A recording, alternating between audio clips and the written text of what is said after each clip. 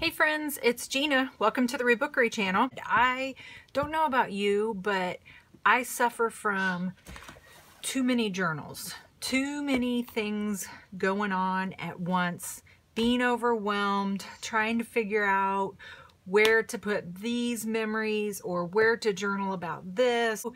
I've kind of got a big mess, and I've spent a couple of days kind of working through how I'm going to figure this mess out, and I think I came up with a pretty good plan.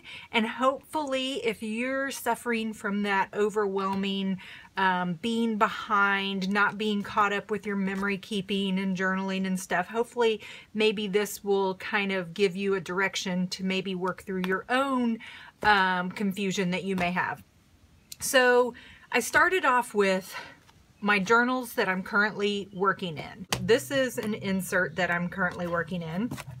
This is an altered book. Then I have my handyman's book, which is very similar to my garden journal that I'm working in.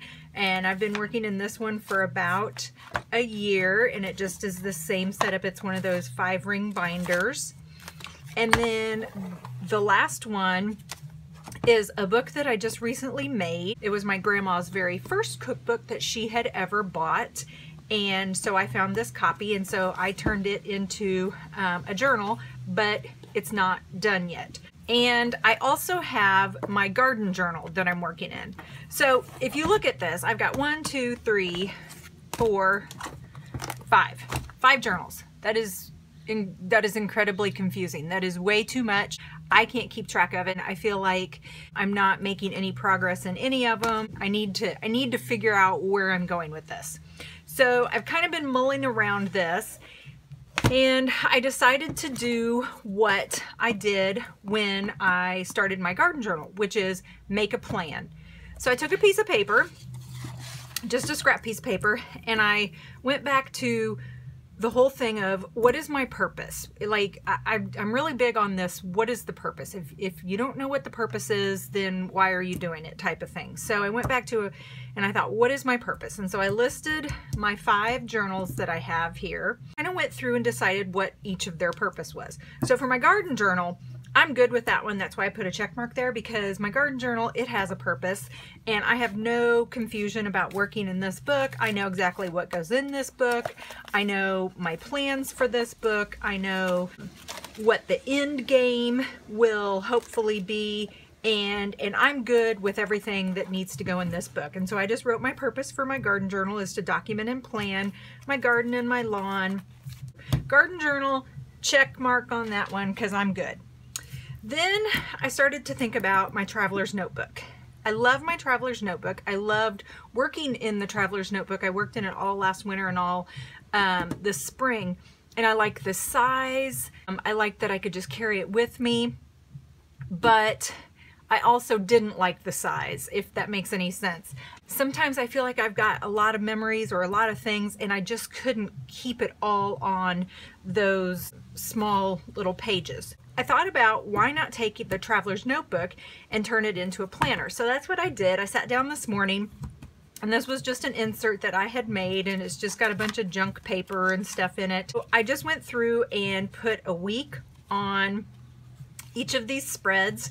I pulled out my alphabet stickers that you're missing all the letters except for like Z's and Q's, and I just pulled those out, and I just used those to represent some of the numbers. So like I ran out of 2s, so I just used a bunch of Z's for 2s. And so this is just a big hodgepodge. So yeah, I'm feeling good about this. And now this has a purpose. Cool with that. Put a check mark on that one. I'm done. So now I'm down to these 3. And my dilemma is that I really want to use this journal right here. Again, I like to go back to, I don't want to create anything else out there. I want to use what I already have. So I don't want to just make a new journal just to be making a new journal. I want it to have a purpose.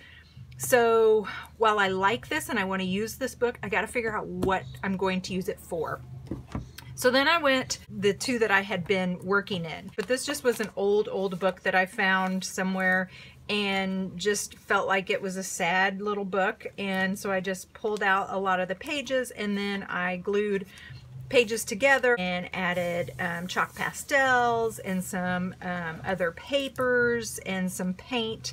And this journal is just, I don't use it very often, but this is what I kind of think of as a true art journal. And so that's what I put on when I was looking at the purpose for this one. I put the altered book. It was a paint heavy book because there's a lot of painting and a lot of techniques that have to do with painting and stuff and backgrounds. This is more of like a one-off. Like I'll just find some random pictures and I'll be like, oh my gosh, I want to make a spread or something about these pictures.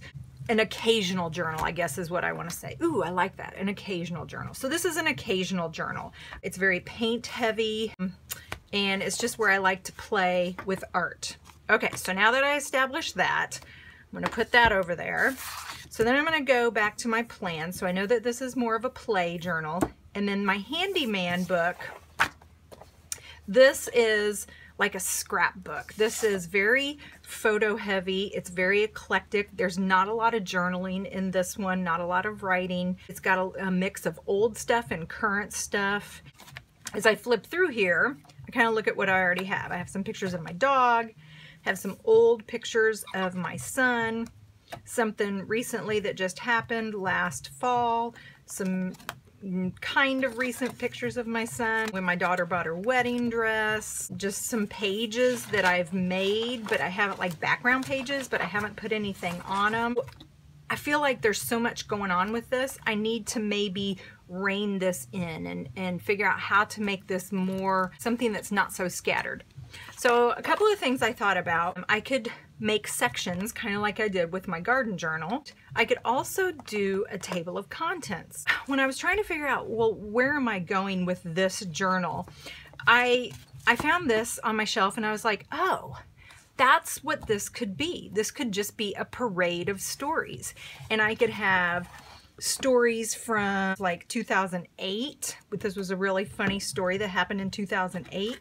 Next to a story of us driving down by the stockyard in 2015. Next to a story of one of our favorite little restaurants that just happens to be in a gas station. And this is a place that we visit all the time. So I don't even have a date on this one because like we go there, you know, once a month. Story from 2010 next to a story from 2016. And so this kind of was my inspiration. I could recreate this in here. I could make it more like that parade of stories. This could be my own parade of stories. And I could put a table of contents at the beginning. I could put an index at the back where I have cross-referenced, so my daughter Maddie, if she's on page 16 and page 20 and page 74. And the common theme throughout this is that one, these are all stories of my life, so that's kind of the common theme. And the other one is I have been working in this journal from, I think, 2016 to now. And that could maybe even be my title. It could be Parade of Stories 2016 to 2017. So I like this. I kind of got a purpose for this. I know what I need to do to make it kind of all come together. I like where this is going and I know what I'm going to put in here. So now it brings me to this one, this cookbook that I want to use.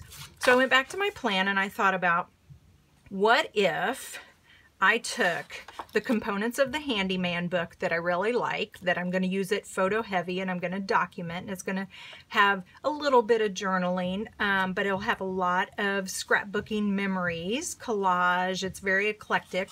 And I took the components of the altar book that I like. It's very painty, it's very arty, and I combined the two and put them into this cookbook. And so now I have a purpose for this cookbook. It's going to be a combination of both of these. It's going to give me some opportunity to get back to writing more, because that was one thing when I was in my traveler's notebook, I felt that I was getting better at writing, and writing is something I struggled with. I have a lot of photos in it. It will have places for artwork, but since A lot of the pages are already just junk pages. I don't have to worry too much about artwork. I can add artwork if I want, or I can just simply use the background that's already there. And I'm gonna, when I move into this book, I think what I'm gonna do is try to do something in this book daily, which is something that I had really liked when I was in my traveler's notebook. So the thing with the cookbook is I'm not gonna start this cookbook until I work in my handyman book and get, and I hate this term, caught up on a lot of my photos and stuff that I had printed out over the last couple of months. I'm going to put those in here, and then by the time I get those in, I will have finished binding this book, and then I'll be ready to start in this book and follow my plan that I have here. So I don't know if this helped you or not. I don't know if it maybe was more confusing, but I feel really good about where I'm going with this. And now I don't feel like I just have journals just to be having journal. I feel like each one of them has a purpose and I know where they're going to go. And let me know, what are your struggles that you have when you are journaling? And do you have a lot of journals? Or maybe I'm just a crazy person and I'm the only one that has 5 different journals. So now that I've worked through all that and I know what journals I have and I know what their purposes are, I feel so much better and I can sit down and actually do the fun stuff, which is art journal, scrapbook, record my memories. I think I'm going to start with that blue book right over there, and I'll hopefully get a process video out to you guys in the next couple of days. Thanks for hanging out with me. Have a beautiful day, and I shall talk to you later. Bye.